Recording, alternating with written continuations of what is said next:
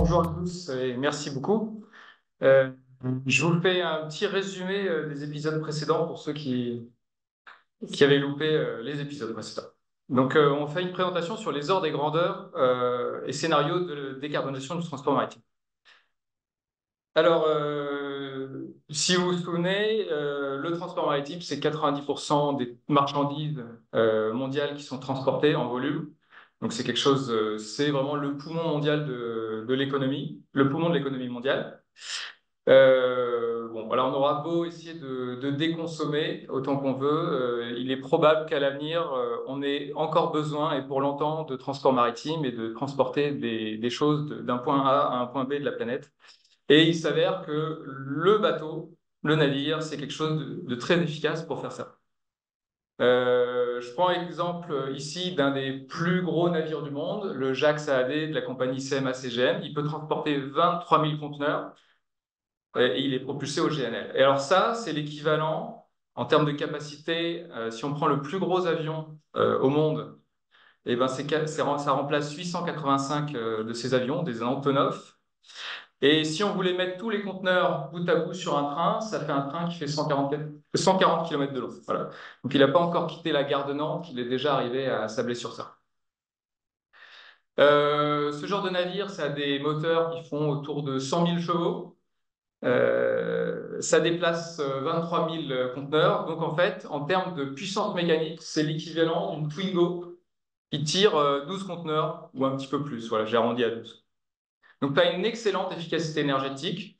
Et en plus, le moteur consomme moins que celui de la Twingo, ce qui fait qu'en termes de CO2, c'est encore meilleur.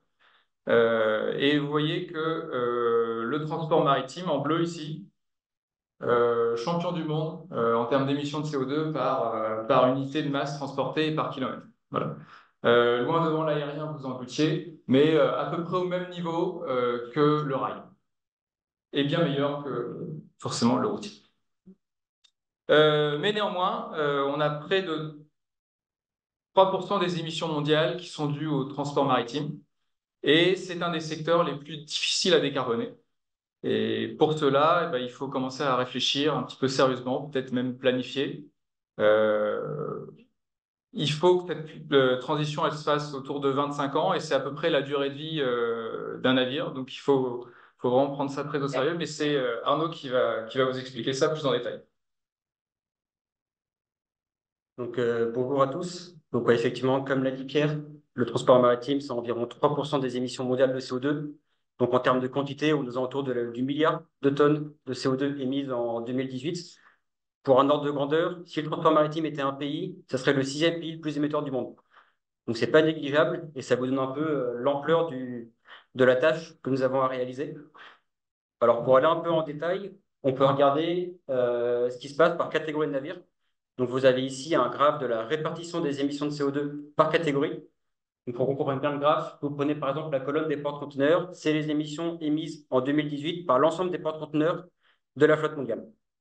Et ce qui est intéressant de voir, c'est que si on prend que le transport de marchandises, donc la flotte marchande, environ 55 000 navires, ce qui fait environ 25% de tous les navires mondiaux, on a déjà 78% des émissions. Et donc, si on veut décarboner la flotte mondiale, on a des gros efforts à mettre sur cette flotte marchande, parce que 78% des émissions pour seulement 25% des navires.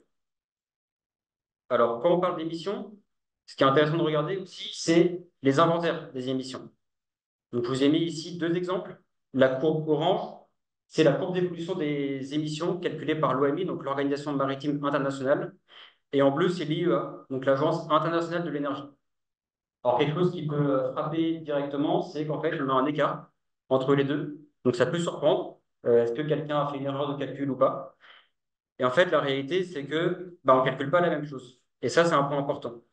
L'OMI va regarder tout ce qui est émissions internationales et domestiques, là où l'IEA ne va regarder que les émissions internationales. Alors, quelle est la différence? International, c'est tout ce qui concerne les trajets dont le port de départ et le port d'arrivée ne sont pas dans le même pays. Vous prenez Shanghai-Le Havre, c'est l'international. Mais Le Havre-Rotterdam, ça l'est également. Le domestique, c'est l'inverse, c'est quand le port de départ et le port d'arrivée, c'est le même pays. Marseille-Le Havre, c'est du domestique. Et en fait, ce qu'on se rend compte, c'est que 90% des émissions du transport maritime sont liées à des trajets internationaux. Et donc, quand on parle de décarbonation du maritime, il faut forcément avoir cette notion internationale, parce que si on regarde par exemple un pays, on ne peut pas se dire nos émissions, c'est uniquement le domestique. Parce qu'en fait, on serait oublier une grosse partie des émissions qui sont liées à des trajets qui viennent de pays étrangers et qui ont un intérêt pour l'économie. Et donc, c'est pour ça que je vous mets ce titre, émissions de CO2 à qui la faute. C'est en réalité très compliqué de savoir quel est l'impact de chaque pays dans ces émissions globales. Alors maintenant, parlons un peu de décarbonation. Et du coup, quelles sont les émissions en 2050? Alors la première chose, c'est que si on ne fait rien, d'après l'OMI, on sera quelque part ici. Donc au mieux, on stabilise les émissions en 2050. Au pire, ça augmente de 40%. Donc on ne décarbone pas vraiment et on est surtout très loin des objectifs. Donc, voilà ici la courbe des objectifs de l'OMI, du coup, qui a été révisée en 2023. La cible est claire, net zéro en 2050, aucune émission pour le transport maritime en 2050. Alors comment est-ce qu'on fait ça? C'est pas facile pour plusieurs raisons. Premièrement, on parle d'une flotte de navires avec beaucoup de navires qui sont très très hétérogènes. On a des petits navires qui transportent des centaines de tonnes de marchandises, des gros navires qui vont transporter des centaines de milliers de tonnes. Donc en termes de grandeur, c'est quand même très différent. On va avoir des navires qui ont enfin, un système qui a une très grande inertie. Un navire, c'est 25 à 30 ans de durée de vie. Les navires que je construis maintenant, dans 5 ans, dans 10 ans, qui fonctionnent au carburant fossile, seront encore là en 2050. C'est quelque chose à prendre en compte. Et enfin, malheureusement, on n'a pas une technologie pour les décarboner tous. C'est notamment lié au fait que la flotte est très hétérogène. Pour les petits navires, petits travets, potentiellement des batteries électriques. Pour les grands navires, on va devoir regarder notamment du côté des carburants alternatifs. Et donc, on va devoir se frayer un chemin parmi tout ça. Et c'est pas forcément simple. C'est pour ça qu'on a besoin d'avoir des modèles de transition qui vont nous aider, qui vont aider à la décision. Et donc, c'est notamment le sujet de ma thèse. Et je vais vous présenter un peu maintenant qu'est-ce qu'un modèle de transition. Alors, un modèle de transition, déjà, à quoi ça sert? Ça sert à définir ce qu'on appelle les trajectoires de décarbonation. Donc, une trajectoire de décarbonation, c'est une courbe d'émissions qui décroît, qui idéalement atteint le net zéro en 2050. Et pour ça, on va regarder comment est-ce qu'on l'a obtenu. On va regarder quelles technologies ont été utilisées. Donc, on a du mix énergétique pour les carburants, on a le taux d'intégration de toutes les technologies qui va être important. Et surtout, ce qui va être important pour les décideurs, c'est combien ça coûte, forcément. Pour avoir cette trajectoire, on a besoin de deux choses. La première, c'est un modèle de flotte. Donc, comme on l'a dit, flotte très hétérogène. Pour faire quelque chose de précis, il faut qu'on segmente par flotte les petits navires, les moyens navires, les gros navires et par usage. Un porte-conteneur et un pétrolier, ce n'est pas la même chose. On simule sur environ 25 ans, d'ici 2050. La flotte va bouger. Tous les ans, on construit, tous les ans, on détruit des navires. Ça me permet un renouvellement et ça, il faut le prendre en compte. Et ce modèle, il va être soumis à différentes variations de paramètres. Premièrement, on a des paramètres économiques. Donc, on l'a dit, on cherche à avoir un coût, il faut qu'on regarde combien coûte un navire, combien coûte la tonne d'ammoniac, d'hydrogène. On va regarder également l'évolution du trafic maritime. Si vous prenez par exemple les pétroliers, si on se passe de carburant fossile, que se passe-t-il pour la flotte de pétroliers d'ici 2050? On va intégrer également dans ce modèle tout ce qui est briques technologiques.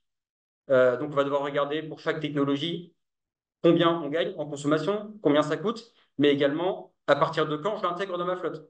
J'ai des technologies qui sont matures dès aujourd'hui, d'autres qui le seront peut-être qu'en 2030. Et donc ça, c'est un impact sur ma décarbonation forcément. Et enfin, on va intégrer tout ce qui est contraintes réglementaires. Donc vous avez notamment des indices d'efficacité énergétique de l'OMI, par exemple, et on a des leviers de décarbonation, qui peut être le marché du carbone, qui incite les opérateurs à émettre moins d'émissions de CO2. Donc pour conclure, pour avoir un modèle de transition qui fonctionne, il nous faut un modèle de flotte précis et représentatif, des données d'entrée et des paramètres cohérents pour qu'on arrive à des trajectoires plausibles. Et donc tout ça, ça va être le travail de mes 3 prochaines années durant ma thèse. Voilà, donc je vous remercie pour votre attention.